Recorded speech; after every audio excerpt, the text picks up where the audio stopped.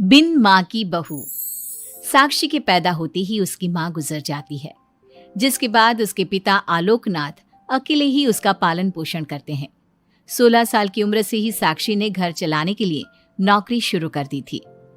बेटी से बढ़कर एक बेटे की तरह वो अपने पिता को कंधे से कंधा मिलाकर काम में हाथ बटाती रहती है। साक्षी, मेरे होते हुए तुझे नौकरी करने की कोई जरूरत नहीं है। तेरे हर शौक पूरे करने के लिए मैं अभी जिंदा हूँ। और आपकी शौक का क्या पापा? आपके भी तो कुछ शौक होंगे ना, मुझे वही सब पूरे करने हैं। मेरे शौक का क्या बेटा, मैं तो बूढ़ा हो चुका हूँ।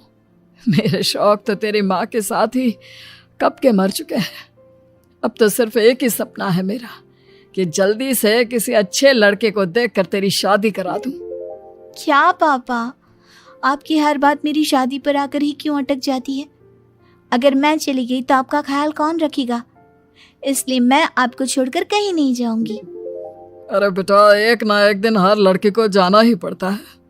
तुझे भी जाना तो होगा ही। अपने पिता की बातों से निराश होकर साक्षी अपने रूम में चली जाती है। पिता से दूर होने के ख्याल से ही वो फूट फूट कर रोने लगती है। कुछ दिनों के बाद, आलोकनाथ जी, हमारी नजर में एक लड़का है। उसके पास बंगला, कार, सब कुछ है। सुना है करोड़पति लोग हैं वो।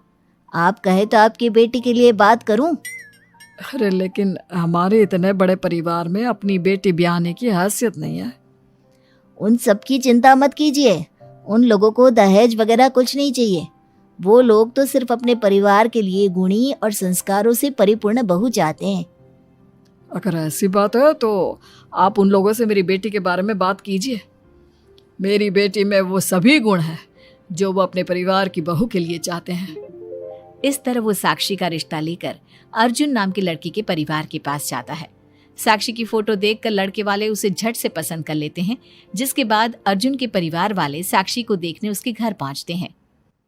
आलोकनाथ जी, हमें तो आपकी लड़की फोटो में ही पसंद आ गई, और फिर भाई साहब ने आपकी लड़की की तारीफ भी बहुत की है। अब तो बस आप हमें उससे मिलवा ही दीजिए। साक्षी बिटिया, बाहर आना तो। साक्षी।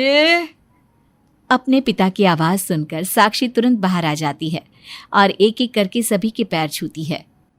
आलोकनाथ जी, आपकी बेटी तो सच में बहुत गुणवान और संस्कारी लगती है। बिटिया, क्या क्या शौक है तुम्हारे? पापा, और अपनी ज़रूरतें पूरी करने के अलावा मेरे और कोई शौक नहीं है। आपने अपनी लड़की को सच में बहुत अच्छे संस्कार दिए हैं भाई साहब। इसे अपने घर की बहू बनाना तो हमारे लिए सौभाग्य की बात होगी। इस तरह सबकी राजी खुशी से अर्जुन और साक्षी की शादी भी हो जाती है। साक्षी की सास उसे एक माँ का भरपूर प्यार देती है और कभी उसे मायके की कमी महसूस नहीं होने देती। साक्षी बेटा, तू आराम कर। सुबह से घर के काम पर लगी है, थक गई होगी अब बिटिया। नहीं माँ, मैं ठीक हूँ, आप चिंता मत कीजिए। मैंने कहा ना, अपने रूम में जाकर आराम कर। अरे काम की टेंशन मत ले। अपनी सास की जिद के आगे हार मानकर साक्षी अपने रूम में चली जाती है। थोड़ी देर बाद उसका पति भी वहां पहुंच जाता है। साक्षी, तुमने मेरी रेड कलर की फाइल देखी क्या? जी नहीं, मैंने तो आपकी कोई फाइल नहीं देखी। साक्षी, तुमसे मेरी एक फाइल तक नहीं संभाली जाती। 1000 बार बोला है तुमसे कि मेरे सामान को हाथ मत लगाया करो। मेरी सुनती ही कहाँ हो तुम? माँ ने बहुत सर पर चढ़ा रखा है तुम्हें। अर्जुन के इतना कहते ही साक्षी रोने लगती है। साक्षी के रोने की आवाज सुनकर उसकी सास वहां पर आ जाती है। साक्षी बेटा, क्यों रो रही है? इस नालायक ने कुछ किया है क्या? साक्षी अपनी सास मीना को सारी बात बताती है। क्यों? गधे, अपनी फाइल का खुद तो ध्यान रखता नहीं और बहू को ताने देता है। माँ, अब तो रहने ही दो। आपको हर समय अपनी बहू ही सही लगती है। सही लगती नहीं, सही है मेरी बहू। माँ समझाइए ना इन्हें, ये हर समय मुझ पर गुस्सा करते रहते हैं। खबरदार अर्जुन, जो आज के बाद तूने मेरी बहू के साथ ऐसा बर्ताव किया तो मुझसे बुरा कोई नहीं होगा। अपनी माँ की डांट सुनकर अर्जुन वहां से चला जाता है। बहू, अगर दोबारा ये तुम्हें ऐसा कुछ कहे तो तुम मुझे आकर फौरन बोल देना। मैं हमेशा तुम्हारे साथ खड़ी रहूंगी बेटा। माँ, आप सच में बहुत अच्छी हो। मुझे बचपन से लेकर आज तक कभी एक माँ का प्यार नहीं मिला, लेकिन जब से आप मुझे मिली हैं तब से मुझे माँ की कमी कभी महसूस नहीं हुई। अरे पगली, मैं भी तो तेरी माँ ही हूँ, और मेरे होते हुए अब तुझे कभी अपनी माँ की कमी महसूस नहीं होगी।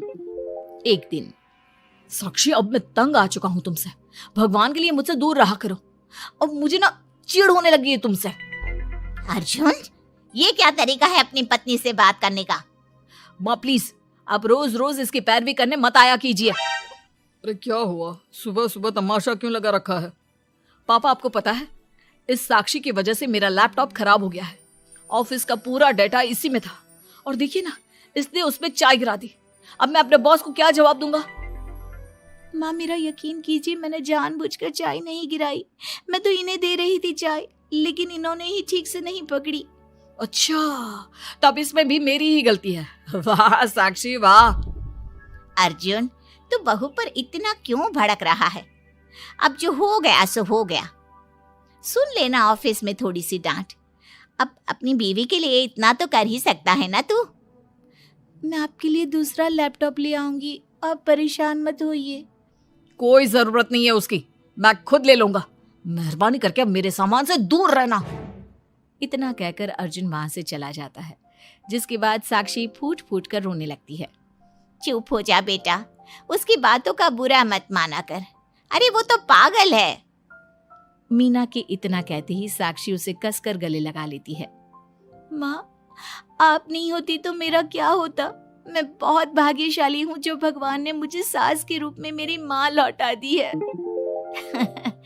बेटा, जीवन में ये सब चलता ही रहता है, ऐसी बातों को दिल पर नहीं लगाना चाहिए। चल अब अपने आंसू पोंछ और मेरे साथ काम में हाथ बटा।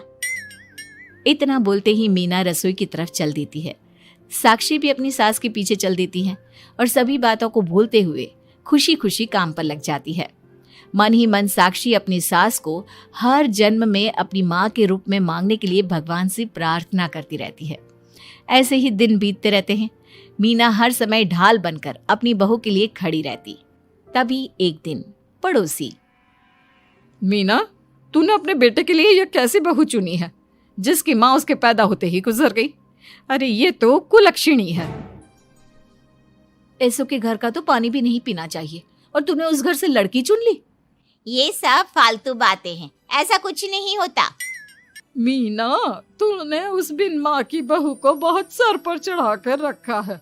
अभी भी वक्त है, संभाल ले उसे। कहीं ऐसा ना हो कि तेरे हाथों से फिसल जाए तेरी बहू। ये तुम लोग क्या बोल रही हो? मेरी बहू बाकी बहू जैसी नहीं है, वो तो कोहिनूर से भी कीमती है मेरे लिए।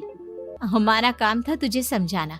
बहू को कभी भी बेटे से बढ़कर प्यार नहीं देना चाहिए, वरना उन्हें बिगड़ते देर नहीं लगती। और यहाँ तो तेरी बहू बिन माँ के पली बड़ी है। न जाने उसके बाप ने कैसे संस्कार दिए होंगे उसे। चुप करो तुम लोग, मैं अच्छे से समझती हूँ तुम लोग मुझे मेरी बहू के खिलाफ भड़काना चाहते हो। देख मीना, हम तेरी सहेलियां हैं, तुझे भड़काकर हमें कुछ नहीं मिलने वाला, लेकिन बहू को इतना सर पर चढ़ाना ठीक नहीं।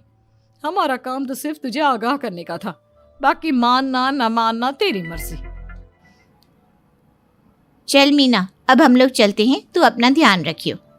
इतना बोलकर सभी लोग वहां से चले जाते हैं, जिसके बाद मीना घंटों तक सोच में डूब जाती है और अपने बहू के प्रति इतनी सारी बातें सुनकर कहीं ना कहीं उसके मन में भी साक्षी के लिए हीन भावना जन्म लेती है। तभी वहां पर साक्षी भी आ जाती है। माँ जी, ये लीजिए चाय। रख दे और जा। क्या हुआ माँ जी, आप कुछ उखड़ी उखड़ी सी लग रही हैं। कहाँ ना जाए यहाँ से, एक बार में तुझे सुनाई नहीं देता क्या? अपनी सास का बदला सा व्यवहार देख साक्षी तुरंत वहां से चली जाती है। अगले दिन, बहू, बहू कहाँ चली गई? साक्षी! जी माँ जी। ये क्या, घर इतना गंदा कैसे हो रखा है? कभी हाथ पैर भी मार लिया कर इधर उधर, वैसे तो सारा दिन घर में नाचती रहती है। मैं अभी पूरा घर अच्छे से साफ कर देती हूँ माँ जी। एक हाथ में झाड़ू और दूसरे हाथ में बाल्टी लिए साक्षी चुपचाप घर के कामों में लग जाती है। शाम में, साक्षी, ऑफिस में मेरी कल बहुत जरूरी मीटिंग है, मेरे कुछ कपड़े प्रेस कर दो, मुझे कल जल्दी निकलना है। जी अभी कर देती हूँ। साक्षी अर्जुन के कपड़े प्रेस कर ही रही होती है, तभी उसके ससुर उसे आवाज लगा देते हैं, जिस पर वो भागते हुए उनके पास जाती है। और थोड़ी देर बाद जब रूम में आती है तो वो देखती है कि अर्जुन के कपड़े बुरी तरह से जल चुके थे। मैंने कहा था ना तुमसे कि कल ऑफिस के मीटिंग में मुझे यही कपड़े पहनने हैं, उसके बाद भी तुमने मेरे कपड़े जला दिए। मुझे माफ कर दीजिए, मुझसे गलती हो गई। ये कोई छोटी मोटी गलती नहीं है, समझ में आ रहा है तुम्हें? शोर की आवाज सुनकर अभय और मीना भी वहां पहुंच जाते हैं। क्या हुआ, तुम दोनों लड़ क्यों रहे हो? पापा देखिए ना, इसने मेरी नई शर्ट जला दी जो मैं कल मीटिंग में पहनने वाला था। बेटा उसे मैंने ही आवाज दी थी, इसलिए वो शायद जल्दबाजी में प्रेस का बटन बंद करना भूल गई होगी। पापा अब आप भी माँ की तरह इसका साथ दे रहे हैं। अर्जुन, इस बार तू सही है और बहू गलत। आखिर वो इतनी लापरवाह हो कैसे सकती है? माँ जी प्लीज मुझे माफ कर दीजिए। अब तुम्हारी सजा ये है कि अभी और इसी वक्त तुम मेरे बेटे के लिए हूबहू ऐसी ही शर्ट ढूंढ कर ले आओ। जाओ। तुम्हारा दिमाग खराब हो गया है क्या? इस समय कहाँ जाएगी हमारी बहू? और अब तो सारी दुकानें भी बंद होने वाली होंगी। अगर दुकानें बंद हो भी गई होंगी तो उसे खुलवाकर मेरे बेटे के लिए शर्ट लेकर आओ। माँ रहने दीजिए, इन सब की कोई जरूरत नहीं है। पापा ठीक कह रहे हैं, इस समय कहाँ जाएगी ये? मैं कोई दूसरा शर्ट पहन लेता हूँ। मैंने जो कह दिया सो कह दिया। अब गलती इसने की है तो सुधारना भी इसे ही पड़ेगा। जाकर शर्ट लेकर आओ। मीना की बातें सुनकर साक्षी रोते हुए वहां से चली जाती है और रात के 10 बजे तक पति के लिए दुकानों पर जाकर कपड़े ढूंढती रहती है। थक हार कर करीब 12 बजे साक्षी कपड़े लेकर घर पहुंचती है। अर्जुन की ऑफिस के मीटिंग के लिए तुम्हें हूबहू वैसे ही कपड़े मिले या नहीं? ये रहे कपड़े मम्मी जी। साक्षी अपनी सास को कपड़े देकर जा ही रही थी कि मीना उसके हाथ में चोट देखती है। ये चोट कैसे लगी तुझे? पता नहीं, जल्दबाजी में शायद किसी चीज से लग गई होगी। इतनी बड़ी हो गई हो, अब अपना ध्यान रखना कब सीखोगी? आप तो जानती ही हैं माँ, मैं बिन माँ की पली बड़ी हूँ। माँ के ना होने के कारण मेरे सर पर इतनी जिम्मेदारियां थी जिन्हें निभाते निभाते मैं खुद का ख्याल रखना ही भूल गई। लेकिन आप जानती हैं माँ, मुझे अब भगवान से कोई गिले शिकवे नहीं है, क्योंकि भले ही उन्होंने मुझसे एक माँ छीनी है, लेकिन उन्होंने आपको मुझे दिया है और अब आप ही मेरी माँ हैं। इतना कहकर साक्षी माँ से चली जाती है। साक्षी की बातों को सुनकर मीना को भी अपने कहे और अपनी गलतियों पर पछतावा होने लगता है, इसलिए वो बिना खाए पिए ही सो जाती है। अगले दिन, माँ जी कल का सारा खाना तो ऐसे ही पड़ा है, आपने अच्छे से खाना नहीं खाया था क्या? मुझे भूख नहीं थी कल। साक्षी अपनी सास के दर्द को समझ जाती है और उसका हाथ पकड़ते हुए कहती है, चलिए माँ जी, मैंने आपके लिए आपकी फेवरेट छोले भटूरे बनाए हैं। आपने कल रात से कुछ नहीं खाया था ना, इसलिए सुबह उठते ही मैंने पहले आपके लिए खाना बनाया है। खाना तो तूने भी नहीं खाया होगा ना, चल जाकर पहले तू खा ले। माँ जी क्या हम साथ बैठकर खाना नहीं खा सकते प्लीज? बहुत दिन हो गए हैं। साक्षी के इस तरह बोलने से मीना का दिल पिघल जाता है और वो मान जाती है। साक्षी मीना के लिए खाना लगाती है, जिसका पहला निवाला मीना अपनी बहू को खिलाती है। मुझे माफ कर दे बेटा, मैं जानती हूँ पिछले कुछ दिनों से मैंने तुझे बहुत चोट पहुँचाई है, हो सके तो मुझे माफ कर देना। नहीं नहीं माँ जी, आपका पूरा हक है मुझे डांटने का। मुझे आपकी किसी भी बात का कभी बुरा नहीं लगा। अपनी सहेलियों की बातों में आकर मैंने अपने दिल में तेरे लिए नफरत पाल ली थी, लेकिन कल जब तुझे रोते बिलखते देखा तो मेरी ममता फिर से लौट आई। मुझे माफ कर दे बेटा, मैं एक अच्छी सास नहीं बन सकी। किसने कहा आपसे कि आप अच्छी सास नहीं हैं? आप तो वर्ल्ड की बेस्ट सास हो, और सच कहूं उससे भी बढ़कर बेस्ट बेस्ट बेस्ट बेस्ट मेरी माँ हो आप। इतना कहकर साक्षी अपनी सास को गले लगा लेती है और उसके बाद दोनों पहले की ही तरह हंसी खुशी साथ रहने लगते हैं।